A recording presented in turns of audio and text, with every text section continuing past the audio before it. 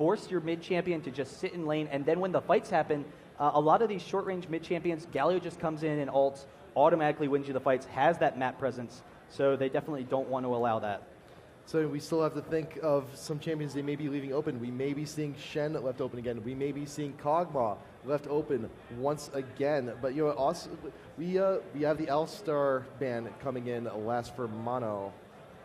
Yeah, I mean, Alistar is definitely a favorite of Curse. It makes sense to ban him every single game because Curse, they like roaming elements with that Alistar. We've seen them do kind of the similar thing that M5 was known for, which is Gangplank or Urgot. Any number of champions, you can send them in that bot lane. You have a manaless jungler like Mundo, like Shyvana. You give them blue buff, send them bot lane, have a roaming support. And then Alistar is a roaming support. He's just so aggressive at getting kills. They know they want to pressure the early game. Alistar ganking mid lane is just one of the most devastating things ever. You're like, I just don't understand what's going on. Where is my life, taking me? Because Alistar, he just flashes over your Wraith Wall, headbutt pulverize you to the enemy, mid lane, and it's such an aggressive gank. It's so hard to deal with. So they definitely don't want to have to deal with elements roaming. And Mono, they were dealing with this firsthand during our third place match, and the roaming Alistar just completely shut them down. And just, nice little reminder for everyone, we did have our third place match not too long ago. Curse 2-0'd. Yeah, that's absolutely right. And in one of those games, they ran that strategy. They had, I think, Gangplank, instead of a top lane Gangplank, they sent him bottom, gave him the blue buff, and then ran a roaming Alistar, sent their AD carry top, because AD carries, against a melee, yes, you've got that ranged harass. And then if you have someone like Corki against someone like an ability power champion like Vladimir, that's really aggressive too. We saw V8 earlier against Epic. They had Corki, against that Vladimir in that top lane, just completely shutting him down. That was actually game one, I realized. That's so we didn't see that, but off on the side, just a really aggressive lane. So Mono looking to stick with the same bans they had game number 2. Galio, pretty powerful. Alistar, they've experienced that before. Karthus. Where does Karthus come into play? What makes him a good ban? Karthus as a champion, he's really strong against short-range champions. He's really strong against melee comps. You don't have any, strong CC. You have the wall, though. And against short-range champions, you throw off the wall. The entire team now is forced to clump because they've got their movement speed slowed, and Karthus has that AoE damage. And then a lot of low health teams, you have tanky teams that expect to win the fight with just barely any health. Mundo gets very low, but he has the regen. Then you couple that with a Karthus ultimate on top. All of a sudden, you win these fights. He's got the range where he can farm mid lane very safely against aggressive casters. He can just sit there, use his long range to his benefit. He's got a lot of damage for Dragon and Baron. That's another big thing with Karthus. You can just instantly take Dragon or Baron when you have Karthus because it's stationary. You get those easy Qs, get a ton of damage out. All right, so it is the Ahri ban third. So it looks like the Alistar was a bit of a misclick. So we'll see the last ban, Kog'Maw being banned out by Curse. It's about time. And so there you go. They know that, Mono had the first pick. They didn't want to allow that Kog'Maw. It really turned the game in the end. And here it is. Elements is going to be getting Alistar, and we'll have to see how effective it can be in this game. But Curse, definitely an extremely aggressive team at times, and that's going to be tough, particularly with Ryze. Ryze, as he levels up, as he gets items, he becomes extremely tanky. He becomes very difficult to gank. He's very strong in that mid lane. But you've got Nijaki with Elements, and if Elements is roaming Alistar, he headbutt pulverizes Paradoxical into a snare for Morgana. Those are quick kills against Ryze, and if you get those quick kills early, then you can really shut him down. Ryze does have the snare to help himself out, but Alistar's just too fast. His headbutt is about the same range, maybe even longer than the snare. It's about the same range, though, so he will get it off.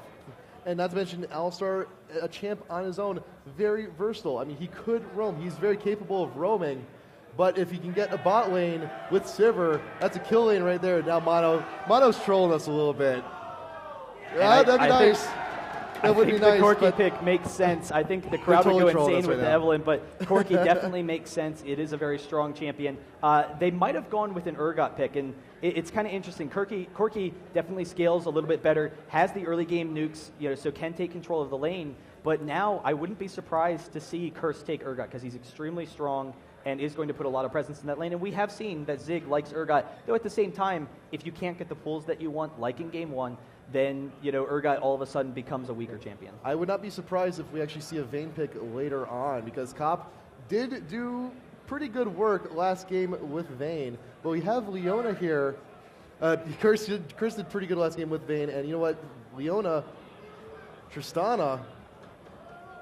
Yeah, I mean, they Teemo. really have a lot of options. Can we get that? I wouldn't mind that. I would like that if we can get some Teemo action going on. I'd be kind of surprised. I mean, we could see it. Tristana definitely makes sense as a pick, has the range. Vayne, because of the short range, you're running right into Corki's AoE. You're running into Phosphorus Bomb, which gives that blind. You're running into the Gatling gun. Corki can just burst you down, and that's a real concern when you don't have a heal on your support like Leona.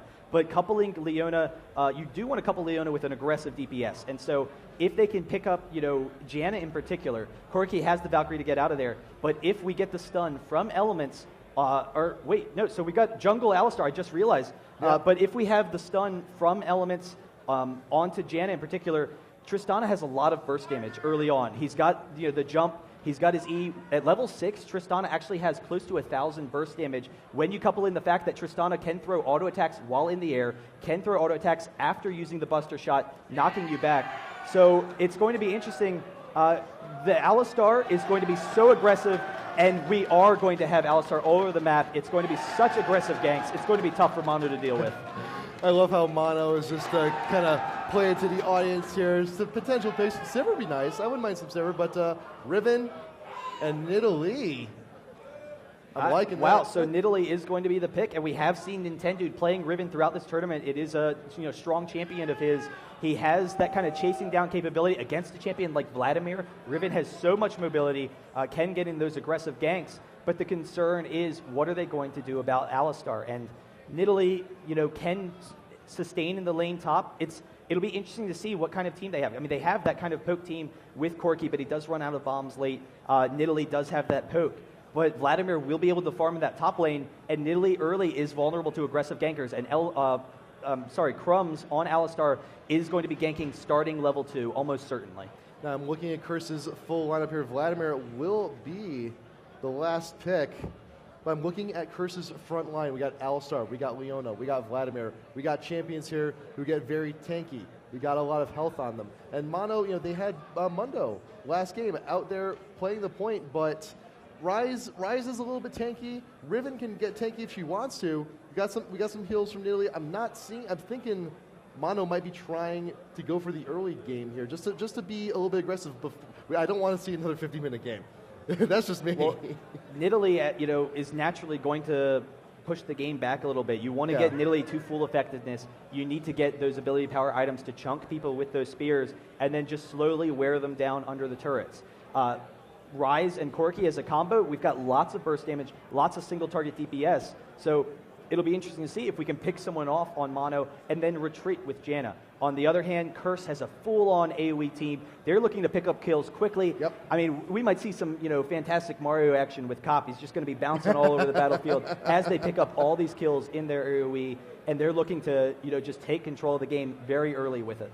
If we're getting Mario action from Cop, it's unfortunate that Mono didn't go Rammus then, get that King Rammus skin. That would have been nice and fun. But we're loading up into the game. The spectator delay is just starting. So yeah, we will have a jungle Alistar, and you know what? We may see some bad nightmares coming back for Mono. A little bit of what they had during our third place match. And hopefully they've learned a little bit from their experience a few weeks ago. They know how to counteract Alistar roaming through, and just good ward placement. If we can see some good ward placement from Mono at various choke points, they'll be able to see Alistar coming. They can go ahead and prevent all of those incredibly painful pulverized headbutts. And once again, we see Pixel running that clairvoyance, wants to keep track of Alistar, but you're absolutely right. Starting at level 1, very beginning of the game, they need to get wards in the river to watch for where Alistar's coming, because it's going to be extremely aggressive. We might even see an invade from Curse, because the Morgana-Alistar combo into a stun from Leona, that's devastating if you can pull it off. But regardless, they need to get wards around that mid lane, because mid and top are very vulnerable to the disables from Alistar. If you can get past that, then yes, you move more and more into a strong position. Rise becomes extremely tanky, tough to gank. but Alistar is actually a very fast jungler. That's the one thing that's surprising, how strong his ganks are and how fast he is, because if he has blue buff, he can clear the creeps extremely quickly, has his passive, and then couple that with the Pulverize, just clearing creep waves, is on par with Riven almost. Riven has a slight jungling speed advantage though, so if we see some counter jungling from Nintendo as the game goes on, that could maybe set Alistar behind. It'll be interesting to see. And I'm also a little bit excited. I want to see how this Nidalee fares against this team. We got those spears. We can chunk out Curse before they can go ahead and get the engage they want. But you know what? We will see how it works out. Game is loading up. Game number 3. Are you guys ready? Mono, Curse, game 3. Let's go. And so we are getting into it. Once again, let's take a look at our teams. It's always fantastic getting to see them in the action, see the intensity there. And we got this beautiful, overlay screen. Wonderful of course, we stuff. always want it. Mono, Curse getting ready.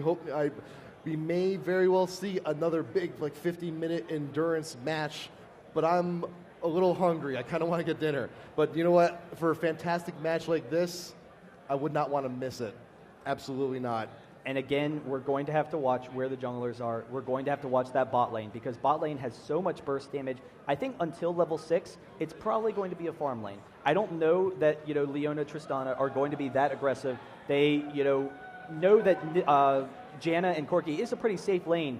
But if we get those, once we get level 6 down there, once we have Alistar coming in with his ultimate, he can just tower dive all day, knock him out, have that burst, have that disabled to easily pick up kills. And so they really need lots of map control. And early oracles from Curse could definitely, be on the order because they want to make sure they can be as aggressive as they want in this game. And you know what? I can already tell this is going to be a good match. Not only do we have Leona with one of the coolest skins ever. Check it out. Red Baron Hey, there Corki. you go. The Red Baron Corki, of course.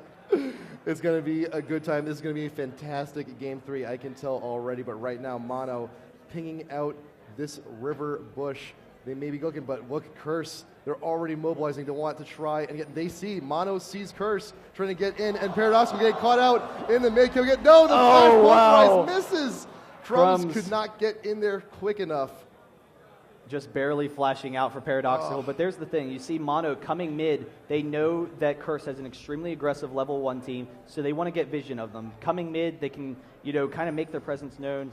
Sometimes get a glimpse, and they did. They saw, so Curse is going to have to back off, not be aggressive in that jungle, but it is going to allow Crumbs to continue jungling. The big thing, though, is Rise, his flash is down, but Crumbs' flash is down as well. So it'll be difficult for Crumbs to get in mid. There was the threat of the flash over the Wraith wall. That's always a threat with Alistar, but now with his flash down, that's not so much. So it'll be interesting to see how much that hurts his ganking potential. I'm not sure if I'm liking Mono wandering in here. Provided they didn't get the invade they wanted, but Curse on the defensive end of an invade is still pretty good. We still have 3 stuns here in this area. Mono, if one misstep, or if Morgana just decides, if Nightjacket just decides, you know what, I'm just going to throw a binding into the bush, it could be pretty bad news for Mono. At the same time, if you get that blue from Alistar, it really slows down his jungle. And Curse, I don't think there's any way they're expecting this. That's what Mono's thinking. They're like, there's no way Curse is expecting this. Let's go in for it. Just do it. We'll see if we can pick up a kill. Shut down Alistar early. We're going around. Paradoxical leading the charge. Crumbs, he's in the bush. Pulverize, happenstance, just managed to get Paradoxical. But Nintendo flashing in, getting the Qs, gets exhausted. Elements has to burn the exhaust to keep Riven away. And there you go. No kills, but Nintendo able to steal that blue is definitely going to slow down Alistar. He's not level 2 yet. He's going to need to clear Wraiths before he can get level 2. And then he's going to be low on mana, so he's not going to be able to get those aggressive ganks that he wants. And you know that top and mid are definitely both kind of vulnerable to those early ganks, but we're not going to see that now. So now I think Mono, they've learned from the 3rd place match. They know Alistar, if he wants to be ganking pretty often, he needs his blue buff. He needs that mana, but like we said before, flash down, a little bit less mana. They can play safe just for a little while, but the threat is still there. If he just saves the mana for the pulverized headbutt combo, no lane still at this point is safe. Yeah, and Crumbs actually taking E level 2 So E is going to slow down his ganks. He won't get the the nice combo, and that's because he knows he needs to pick up his jungling speed. He doesn't want to fall behind. But Mono with very aggressive ward placement early, and we have the same thing from Curse in that bottom lane. They don't want to see Riven coming down early, but Mono protecting their mid, protecting themselves from the Alistar jungle, and Nintendude actually going to come top. I'm not sure that there's that much potential for a kill against Pobelter, but maybe it's just to cover him from the Alistar ganks. Pobelter going back through the middle lane. Zion Spartan, can we get some extra damage off on Pobelter? Can we get a Spirit? We got the pool. Pobelter has to run away, but nothing really burned, so it wasn't the most successful of ganks. Well, but at the same time, you saw how much damage Riven has, and so they weren't able to get a kill. They weren't able to burn any summoners, but Pobelter extremely low. He had a huge chunk of his health taken off, so now he has to be defensive in this lane. And Nintendude actually coming back up, seeing if maybe there's another opportunity, if Pobelter kind of pulls himself out of position, or maybe just going to counter jungle a little bit. Just looking, making sure we see that the small golems are gone. So Crumbs was here recently, but we may see round 2 top lane for the gank very shortly. But actually, Nintendo's actually going to be wandering down to the Wraiths area. But actually, Red is still available, so he's going to go ahead and try and take that. This is risky. This is really risky because Crumbs is not too far behind. He's actually not going to Red. He's actually going to be wandering over to mid. Yeah, and so that's really fortunate for Nintendude, but he is going to be able to take that red, Paradoxical, go up top. He has a too huge close to that advantage, but bush. Paradoxical out of Too close, a position. nice flash away. And so there it is, the really aggressive flash. Alistar's flash will be up shortly, and they know that because Ryze's flash just came up. They're communicating that because it's really key to know. But able to keep himself alive, but even so, with that flash down, he is going to be vulnerable to some Alistar ganks shortly. We do have a ward in this tri-brush from Curse. Mono has an idea that it's there. It's just there to prevent some of the ganks, some of the ganks that we may be seeing from Riven. But Curse once again pushing to tower very aggressively. Yeah, and Nidalee doing a pretty good job controlling this lane. Doesn't really have the damage to shut down Pobelter's farm once again. So it'll be interesting to see whether Pobelter it swings to his favor. Nidalee does have the heal, but once Pobelter gets a couple of levels, will be extremely strong in that lane, and it'll be key for Nidalee to try and decide how he's going to play the farm. I actually don't really know the matchup that well, Nidalee versus Vladimir, but my thought is that it quickly turns to Vlad's advantage once he gets the revolver, once he gets level 9. So Crumbs trying to play catch up just a little bit, going after Raze. Nintendo does have a nice level advantage. Going to be wandering now, but it is warded. They do see him coming down. So Cop Elements backing off now. They realize that they were in danger, not anymore, but that ward has just expired. So Nintendo going to go ahead and continue his farm in the jungle. Pobelter exchanging some blows with Zion Spartan. Let me take a look here real quick. Leveling up heal first. So looking just to sustain in lane just a little bit longer. And it's actually interesting. I was just looking at Zion Spartan. He's got 81 AD, so I think that's indicative of, I'm almost certain he's running attack damage, runes, and masteries. So we might be seeing an 80 Nidalee. It'll be interesting to see how he builds. He's actually going on to Pobelter, is going to be able to pick up this kill. There's the Ignite, but will he die as well? Gets the heal off, just barely surviving. Nice. So effective play by Zion Spartan, just a lot of damage. Able to burst down Pobelter before he can go back, get his items, and start having that sustain in lane. Good engage, good switch to the Cougar form, getting the damage that you needed. Elements now wandering back down to bot lane, but Zig and Pixel going to go back. They're going to go ahead, buy a little bit of stuff while they can. And Crumbs now looking to try to decide where he wants to go next. But yeah, Cop and Elements this game, once again, continuing to just push to tower whenever they get the opportunity. And Riven not making that much of an appearance down bot. Did wander down earlier, but ward by Dragon did spot her out. So good job, Elements and Cop, keeping the vision by them up. Yeah, and I'm kind of surprised that Crumbs hasn't been more aggressive at pressuring mid. The flash will be up shortly for Paradoxical, so it kind of misses that opportunity. But at the same time, I think he actually knows. We see Tristana jumping onto Zig bottom, so getting some nice damage there. But I think Alistar recognizes that Mono is going to have good ward coverage. So if he's going to come in and try a really aggressive gank, he's going to be putting himself out of position. Maybe we get the counter gank from Riven. So he just kind of wants to avoid that, get himself some levels, get to level 6, so he can have those tower dives through the back door. Blue buff getting past 2 Nijaki in mid. Nintendo continuing the counter jungle, getting rid of the Raze, leaving one, being a bit of a jerk. should be wandering up to the small goals. Going to be taking Wow. those as well. And Pobelter taking quite a bit of damage from Zion Spartan top lane. And there it is, the AD Nidalee. He's building towards Mert Treads, maybe even a Wit's There End. we go. We got the minion wave. We're going for the dive here on Pobelter. Nintendo is not too far away. We got the pool from Vladimir trying to get away. Can we get a stun? And Crumbs is here to help save the day. Pobelter trying to get away, but Nintendo and Zion Spartan have to retreat from this one. Pobelter sticking under tower, sticking to his guns, and Mono is just going to go ahead and back off. But right here, Nijaki, Paradoxical, they both came to help, but Nijaki coming in. We got the ult. Paradoxical's going to get, flashes away just barely in time, is still ignited. And actually, Elements and Cop are going on to Pixel here. He does flash out with the Ignite, so very low, but action in all three of these lanes. And Nintendo still coming up aggressively in this top lane, trying to see if he can get in on Pobelter or even steal some jungle from Alistar. But he's going to just goes ahead and take that little small goal. It's like, no, mommy, come back. But it's interesting. I mean, AP Nidalee, I would think almost certainly has a disadvantage against, Vladimir. There's no way that AP Nidalee can shut down Vlad. But this AD Nidalee is actually, being extremely effective, does have the heal, but then has the burst damage, and, can harass Pobelter out of lane. He doesn't have his revolver yet, so we've seen some great harass. And actually, Zion Spartan jumping onto Pobelter, so much burst damage. And, that's kind of what we're seeing in this lane. It's fantastic.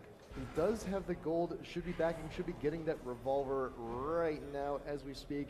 Crumbs also backing, looking to see what he can buy as well. And now Zig, Pixel, everyone's just, we've had our nice little team fight phase. Everyone's got that out of their system now. Looks like Riven will be passing the blue buff over to Rise, taking that back with him in the mid. And Nijaki doing a little bit of counter jungling of his own, going ahead, pulling over the Wraiths and taking those.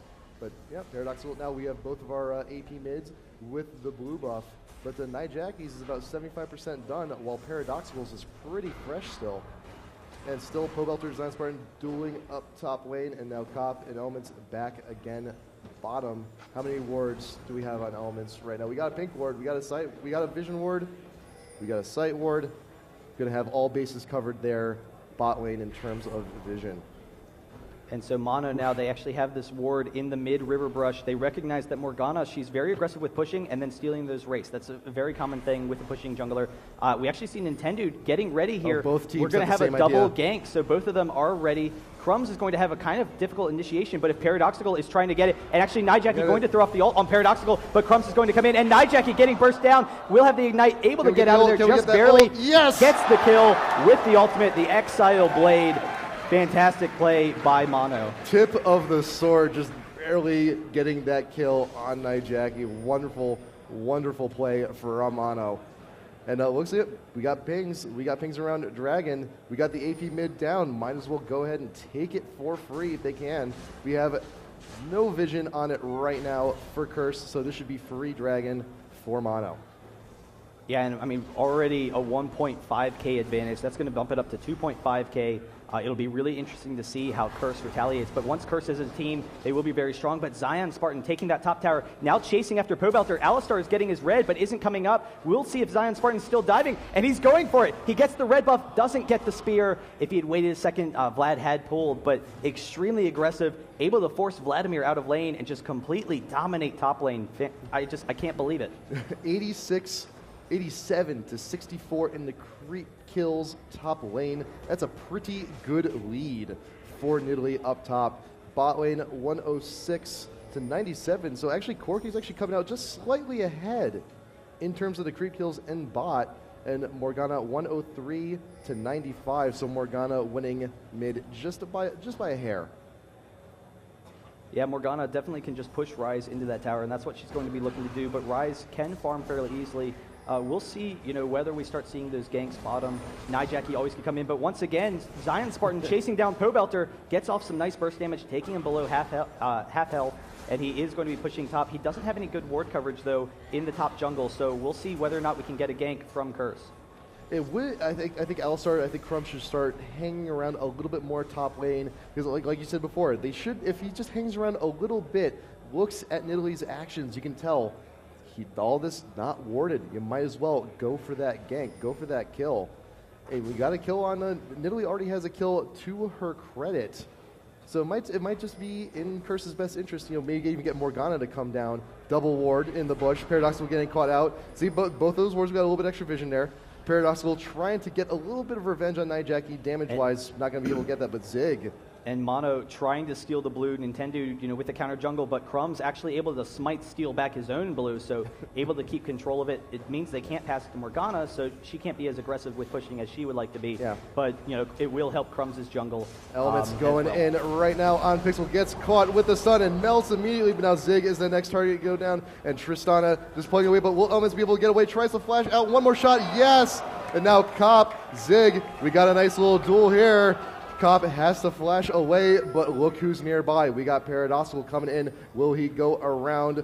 Maybe, no, not so sure. Crumb's gonna get into Tribush, prevent any potential jumps on Cop, but Nintendo's around the corner in the bush. Pulverize going down. Nintendo's a little bit trapped, and headbutt through the forest. Yeah, I guess just kind of wanted to see how much damage he would do, see if maybe they could pick him off with Cop. Recognize that wasn't going to happen, so just knocking him away. And now we do have Nintendo coming mid, and Morgana a little bit out of position, but will generally be a pretty safe lane, will be extremely hard to gank, so just going to play a little bit safe there and be fine. We got some good ward coverage here by Curse, just enough, especially that double ward right there, to see if Riven is coming. And you know what, Morgana saw. Morgana backed off, so safe AP mid for now.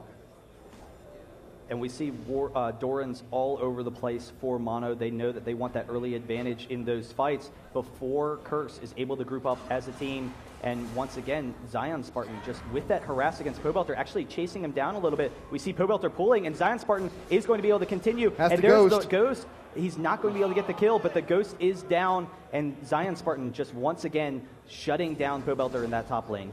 And the spear, I mean, it still does a pretty good deal of damage, but yeah, just the fact that you're forcing Pobelter out of lane, it's still amazing. And now Crumbs is here, but with a low health Vlad, I'm not sure what they're going to accomplish as much. I mean, Nidalee, she's very elusive. She can just go ahead and hop over those walls, but we got Crumbs here fishing around the bush. Can we get the need? We got the headbutt into the wall. Can we get the pulverize? No, flash away just in time. But bot lane, we actually see Nintendo able to pick up the kill, and the Zig following it up with a kill onto Cop. So really a great aggressive play there. Elements and Cop, definitely trying to be aggressive. I'm curious whether or not they baited it out if Elements jumped into him and then wasn't able to escape. Was that Nidalee trying to leap and just a headbutt backwards? I think that's what that was. But once again, Zion Spartan chasing down Pobelter, and it's just constant, endless harass onto Pobelter, even under the tower. And just, again, that AD Nidalee, but Paradoxical coming up top. We do see some good ward coverage, and bot lane is going to be able to pick up that tower. So great map control so far for Mono. If they can continue the map control, get these small fights, they do have an advantage in the small fights because they are tankier. They have more sustained damage. The question is, Curse has more disables. They have more, AoE burst kind of damage. So Curse definitely wants more team fights. Okay, can we get another spirit? Yes! Zion Spartan I just want to go home. Why won't you let me go home? It's Zion's. It's AD Nidalee, and so it's just they don't have an answer for it right now. The question is, how effective is that Nidalee going to be as the game progresses? Nidalee will be kind of like a weaker version of Riven, as that AD form. We do see Alistar coming once again, and Nidalee jumping onto Pobelter, throws off the Ignite. Pobelter very close to going down. Can Zion Spartan pick up the kill? No, Zion Spartan's not going to be able to do it, and now the disables. He's actually still chasing, and then using those auto attacks. We do have the Ignite on Zion Spartan, just barely not able to get it, but he's going to jump out of there and survive. And here comes Riven coming in here. We do have the rest of the team. Corki over the wall. Corki with that range damage going to force Curse to get out of there. That was way too close for comfort for Zion Spartan. That was about like 30, 40 health getting away. But I love it, pushing it to the edge. There was this one really bad movie. I can't remember the name of the movie, but one of my friends loved it, and the tagline for it was, if you're not living on the edge, you're taking up too much space. That is Zion Spartan's mentality right now, and that's how he's playing. Just forget it. I'm low health. I'm going back in. I want these kills. And now we see Mono coming down for this dragon, going to be able to take that gold advantage. Dragon number 2 is up in Mono. Actually, they're changing direction here. They see Morgana in the neighborhood and the binding just barely missing. Crumbs is here. He's got the Oracle, so he's going to be clearing that ward away. And Mono, you got double wards in the bush. And Mono's actually backing off from Dragon. Curse is all the entire team because Nidalee is back at base. Mono is outnumbered here, and Crumbs, he's behind the wall. He can go ahead, flash, pulverize whenever he needs to. The binding once again missing.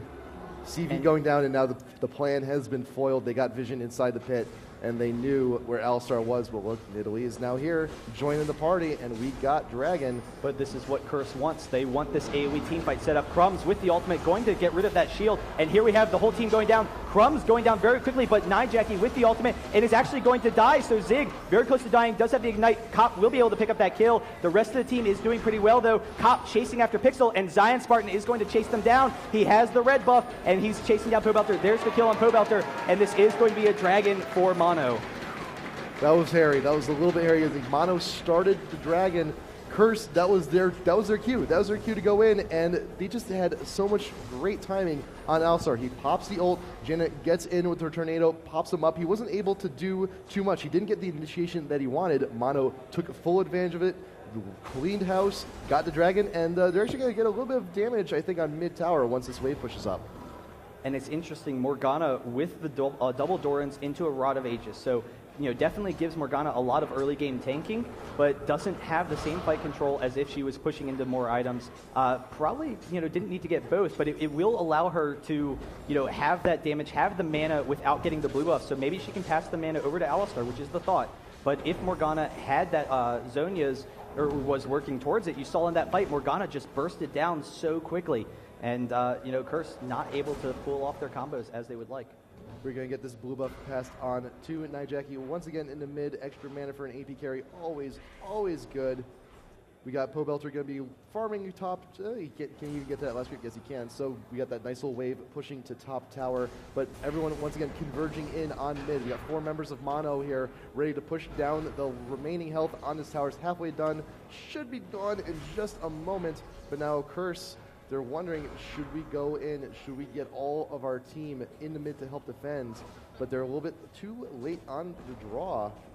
And Curse trying to regroup, and Mono hanging around Baron area just a little bit. I mean, we've seen how Mono likes to go for Baron around this time, but we will see. We will see what they do in these coming moments. Curse, Crumbs, they got the Oracle's going to be clearing that ward away. And Jackie pushing up the mid may actually be able to take a little bit of health off this tower, but will walk away. Zion Spartan coming down from top lane. We may have an initiation here on Curse. Was going a long way around, but got out Elements. We got the binding here on Zig, but Elements has no choice but to blow all these cooldowns to try and make it out. Nintendo comes in with the ult and finishes them off. And look, we got Crumbs recalling in that bush. I thought he was going to eat a spear, but he managed to get away.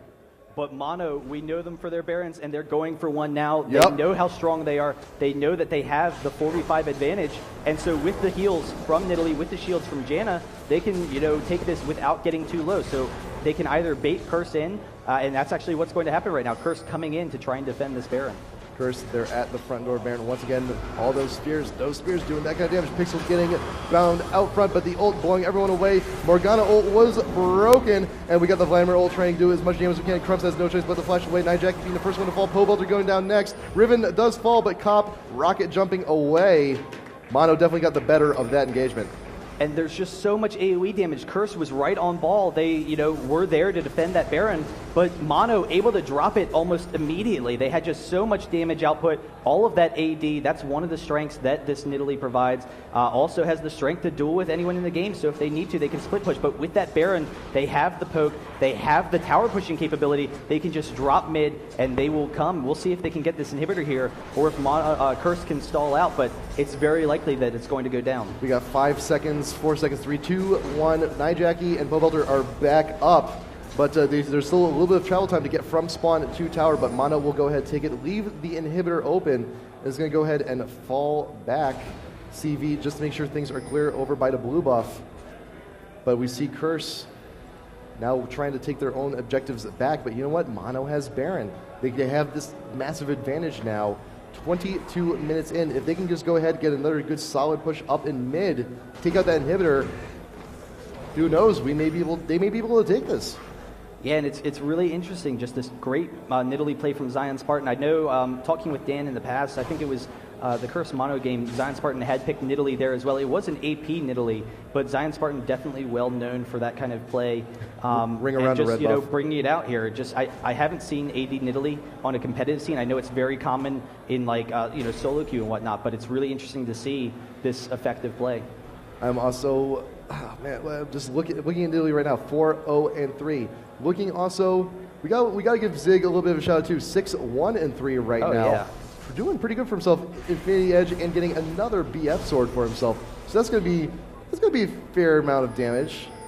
And here's the thing: you look at Mono's team right now. They basically have that same just tanky front lineup. They're so tanky at this point because of how far ahead they are that the AoE comp from Curse can't get the engages they want because they can't kill people fast enough. So they still have a lot of damage. They still have the potential for picking people off, but we're just not seeing enough damage from Curse to take down all of these tanks.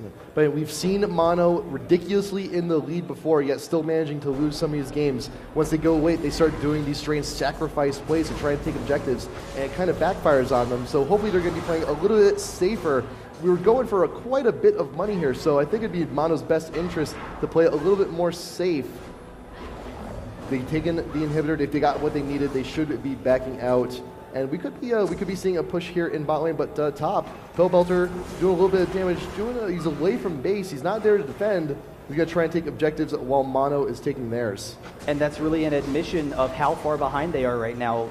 Curse, they know they can't defend any fights. They know in these team fights, they're losing right now. So rather than, Vladimir coming with them, trying to engage, he's just decided, hey, I'm going to split push, try and get some farm. Otherwise, I'm going to sit in base, not get any farm, fall even further behind. So able to get that farm and then see if he's going to come back now before they get the second inhibitor and, try and defend with his team. After this minion wave, this should be the last bit of Baron buff for Mono, so they should just make the best of it while they're here. The minions going down one by one, and Mono, if they want to do any more damage, just going to have a straight out tank it, and they're going to say, no, thank you, wait for the next minion wave and try again. Taking out all the minions coming out from Curse as they emerge. So next, when this wave comes on up, they'll be able to go ahead, get a little bit more damage. It's about 75% already. So 2-3 minion waves of this kind of pressure, and Mono should be able to take that down pretty easy. And so we do see they're pushing mid. Nidalee just taking down this tower extremely quickly. They are going to get the tower, but here's the engage from Curse. They're trying to chase. There's the headbutt pulverize, followed by the Leona ultimate, and lots of AoE damage going off, but they're just not able to pick up the kills. They are all very low. Cobalt are able to kill Zig, and now they're in full route here. We do see Curse chasing them down, and not able to pick up that fight for Mono. That would have been a game most likely, but able to defend that inhibitor and see if they can stall out some more. But in the meantime, we saw these super minions pushing up to the Nexus towers, but it's only a little bit of damage, and I don't think not worth the deaths that Mono has taken. And see, they could have waited a little bit longer. They could have played a little bit more of a back and forth game, waiting for another minion wave, getting a little bit of poke on the tower until they can get it convincingly. But they're God Dragon, they're getting their objectives. I just don't want to see any more sacrifice plays like that. And here's the issue. Mono, because they were pushing down that tower, maybe not in the best positioning that they want. They had, their front line, all of their DPSers were kind of up front, so they're able to get caught by that AoE. Really aggressive engage by Curse, though. They have the potential for huge initiation. Now that, the tower is gone, we'll see whether or not Mono decides to push up that bot inhibitor and, maybe take it down, continue pressing their advantage, or if they kind of start to fear Curse now with that AoE fight, recognizing that Curse still has a lot of potential to win these fights. Mono definitely needs to be extremely careful with these next few pushes, because if they have another bad push, if they take one or two deaths, if Baron comes back up, they could just be giving it to Curse next time it spawns. So we do have an open inhibitor, but Curse is here. They're all here to defend it. So we need to take out this minion wave and wait for the next one. We do still have some super minions pushing up in the mid. And Mono is just going to go ahead. They're going to go for this inhib. We got the binding down. Zig in the back lane. Coming in. Pulverized into the wall. We got the pulverized Zig. being focused down, goes down immediately. We got Morgana ult being triggered, intended being the next target down. Elements will be able to go down. Yes, Leona Riven down. Nijaki being the next one going. Paradoxical Zion Spartan are trying to get their focus on Nijaki, actually going to be able to live. Crumbs cannot finish off Zion Spartan. Paradoxical in Pixel. By the backline cop. Flashes over rocket jump. In the air still. No! Red buff OP. Fantastic play by Cop. You do get the auto attack when you're in the air and Yes. when you're using your ultimate, so he was able to do that. But the big thing was you saw the snare on Corki setting up that fight. Corki getting caught out of position, and that's kind of 2 fights in a row that Curse was able to get a hard initiation on the AD carry, prevent all of that damage. And if they can keep Corki alive, then we'll see how much damage Corki's doing in the fights. But being bursted down that way, chain CC, Corki just really had no hope there. Maybe rushing a Quicksilver Sash. I mean, I know Corki is currently working on just continuing to build up that damage, but with how hard of this initiation has been from Curse, if they continue to pick off Corki, those fights are over for Mono. I'm extremely worried for Mono right now. Again and again, we've seen them get ridiculously in the lead early on and end up having team fights like that where it's just bad engagements for him. But here we're at Baron. There is a ward in the pit. Mono trying to do what they do often and do best, but all of Curse is up. They got the line. They're coming on down. Nijaki's in the back of the pit, potentially trying to get a binding, maybe even a steal, but Mono's now disengaging. Elements is out in front. They want to catch him off guard. Zion Spartan dealing as much damage as he can. Shield will be able to protect. No, Riven comes in with the ult. Finishes her off, and Bowbelter ignited, trying to get away, and intended in the thick of it, and Crumbs in the middle of all of Mono does fall next. Cop has to rocket jump, but we got the Morgana ult. Is it all broken? No! Oh, the last hit, the actual trigger of the Morgana ult, killing off Zig. Yeah, and Mono, trying to go for the epic win there, trying to get the fast win. They actually already had the fight won, and they could have come as a team, taken these 2 inhibitors, and that's what they're doing now. While Tristana still needs to recall, they can come push down this mid inhibitor, maybe even transition risky. Top, but the concern is they're extremely low health. And Tristana, I don't think she's going to be jumping into the middle of them. We don't have any support from, Nijaki here, unless he's going to be able to hit a snare. So this is going to be most certainly a second inhibitor, but Leona is back up. Elements chasing him down, see if he can get in, so they're only able to get the 1 inhibitor. Nintendo will be recalling it back in time, but that was extremely risky play by Mono. Curse could have easily turned the tables on them. They had so many champs low in the base. If they killed one of them, Curse could have just killed the entire team right there and then gone for Baron, but Baron is being pinged once again from Mono. They got tunnel vision right now. They are so focused on getting Baron this time around. It may very well backfire, and Curse is getting ready. They know Mono wants Baron, so they're preparing in advance. They got the wards down. And this time they're a little bit better prepared. They're not all scattered, they're all here in the same area. And Mono here, once again, in the pit, clearing the ward. But if you saw that last fight, Mono almost certainly knew that Curse was coming. They knew that, they were baiting it in. We saw Pixel didn't even clear the ward in Baron. He had to have known there was a ward there, so he was trying to bait them in, try and give them a little bit of a peek so that they can pick people off, and it worked very effectively. We saw Nidalee, chasing down Elements. They were able to pick up the kill there, and then we saw Nidalee over the wall attacking because he had vision of Tristana, able to get those attacks off. And so once again, Mono trying to bait this Baron in, trying to pull Curse out of position and see if they can get their ADs in on Cop. Leading the charge, he's in the bush, spears coming out from the bush.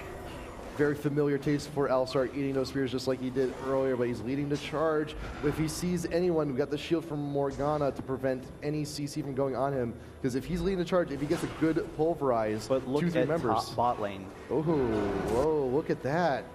Look at that. We got a huge wave going in right for that inhib. Yeah, bot lane's definitely got a huge push. That's going to be able to take the inhibitor, and so now Curse has their attention diverted. This is a perfect time for Mono to actually just go right in for this Baron. So we'll see whether or not they pressure it. They see Tristana. That is their signal. They see Tristana clearing the wave. Leona has actually gone all the way back to town, so this is Mono's cue to go for Baron. Curse, not that they're all recalling. They don't have the vision that they have. They don't have the vision anymore. They tried.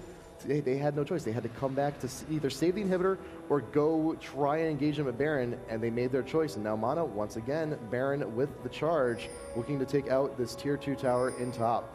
Yeah, and I mean, if they hadn't gone back to defend the inhibitor, that's game over, because 2 inhibitors down, Mono can just set outside this tower. They have the pushing capability. They have some good kiting capability with Pixel. Pixel can just disengage for them, so they could have just slowly won the game. So Curse needed to defend the inhibitor, but now Baron buff gives them that regen, gives them even more damage, and we've seen them, win these fights. It'll be very difficult for Curse to defend, and Mono can be very slow here with the approach. Oh, actually, we got the Crumbs with the flash flash in. Crumbs with the flash. Pulverize trying to get as many better as Mono as he can, but the Janna ult blowing everyone away. Nightjackie is in the Vic Nintendo in the back line. Belter's taking a lot of damage in mid, but Zion Spartan is waiting for his moment to come back in. The binding from Morgana missing everyone. Belter being caught in the back of the line.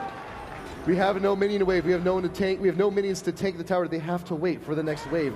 Now Mono needs to decide, what are they going to do? Are they going to relocate? Are they going to stick with the same lane? Nightjackie defending very low. We got the binding in on Pixel. He's going to do a fair amount of damage, but not a kill. We have the next wave. And again, bot is very close to going down to those minions. It will go down if they can't defend it. And Mono with actually we have the snare on the Paradoxical. There's the headbutt pulverize. This is the last ditch effort. No. They're able to pick up the kill, and they're still chasing, but nothing happening. So 1 kill will stall out that push. Can the minions take the inhibitor? It does. So the inhibitor goes down bottom, and Mono now has 2 inhibitors down. They still have the Baron on 4 of their members, and will have it for quite some time. About 3 minutes left on their Baron. I think Mono could have backed out. Paradoxical could have lived, and the minion wave still could have gotten that inhibitor. I don't agree with that last push, but you know what? They got an objective. They got their inhib. They can continue their aggression, and Baron and buff halfway over, so they still have time for 1 more good push if they can get it in. And Cop elements, the rest of Curse, no choice but to defend. They got 2 lanes with super minions. They have no choice but to defend. Yeah, and I mean, I think Mono, they definitely understood that lane was going to push on its own. They wanted to hold them top. They probably could have stalled off a little bit more, but recognizing that as long as they hold them there, they were going to get that inhibitor. And now, we'll have to see whether or not Curse can get another engage, but Mono, very good at disengaging. They've got lots of mobility with all of their champions. Rise is really the only one without that same mobility, but even so, they've got Janna to get him out of there, and Rise is exceedingly tanky, so he can withstand some of that damage. They can withstand the burst, then turn onto Curse, and that's what we've been seeing in these fights. Curse just barely not able to do it, because we do have so much damage mitigation from Mono. I'm liking the ward placement we also have here from Curse. If you take a look real quick, they have their top jungle. They know Mono's been sticking around there a lot, and they know that top tower should be a very priority objective for them, but mid inhibitor is back up. Crumbs coming in, headbutt. Can we get no pulver? It's delayed. But we have a nice team fight here. Crumbs is in the back line, so is Cop. Mono trying to pick their target, but they're letting them back off. You're going to grab the inhibitor. Are they going to leave it? Yes, they are. They may very well be wandering up again. Yes, we got the pings. Top tower, tier 3, next target. It's already halfway done. They can finish the job once this next minion wave comes up. And now we see Corki has that Quicksilver set, so they can't get the hard engage on Corki that they want. Mono can come up here. They're a little bit too aggressive, so Crumbs coming in with the headbutt pulverize, but none of the team following it up because they recognize they don't want to be focusing Nidalee. Nidalee just too tanky at this point, has over 3k HP, and then Mono would be able to turn it around. They really need to be able to pick off some more of the damage dealers, and so Mono able to take the tower. Here's Nightjackie coming in with the ultimate, very close to going down, will throw off the Zonias, but they just don't have enough follow-up, and so Mono turning it around, picking up Nightjackie. Pobelter is going to go down, throws off his pull, but he's actually very close to going out of there. Let's see if they can get the kill. Will go down. Crumbs is going to go down as well, and almost assuredly, Mono is going to win this game. They are going to be able to get the top inhibitor. Just transition over to the Nexus. Cop trying to stop the creeps, but it is GG. Mono wins the series 2-1. The huge underdogs of the tournament able to take down Curse. Mono focusing the Nexus, and that will be it. GG! Mono moves on 2-1.